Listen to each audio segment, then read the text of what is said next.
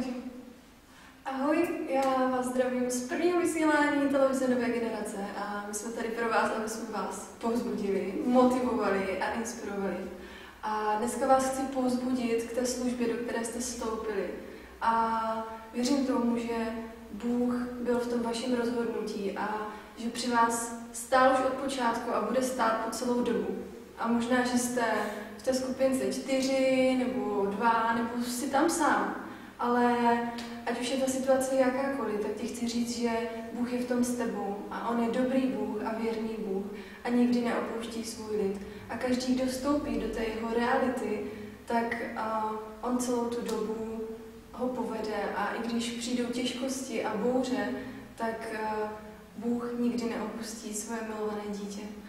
A ty začátky, v kterých možná většina z vás je, jsou vždycky těžké a takové nečitelné, ale chci vám říct, že i když na začátku ta situace vypadá těžce a nezvladatelně, tak na konci můžete vidět úplně velké vítězství a velké zázraky, které Bůh má zrovna pro vás připravené.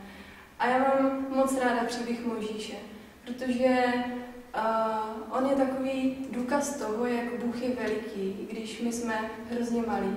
A Bible v Korinským 12. kapitole 9.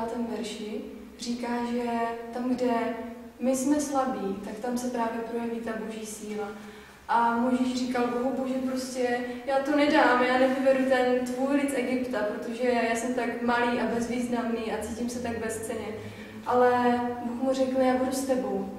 A možná, že se cítíte stejně jako Mojžíš, možná, že proti vám je celý ten Egypt nebo nějaký velký Goliáš, ale když je Bůh na vaší straně, tak není, kdo by byl proti vám. A on je s váma, když se modlíte, když děláte akce, když jste spolu. A tak vám chci říct, že se nemusíte bát ničeho, co na vás přichází, nějaké útoky nebo pohromy, protože máte velikého Boha, který při vás stojí a povede vás stejně jako vedl Mojžíše.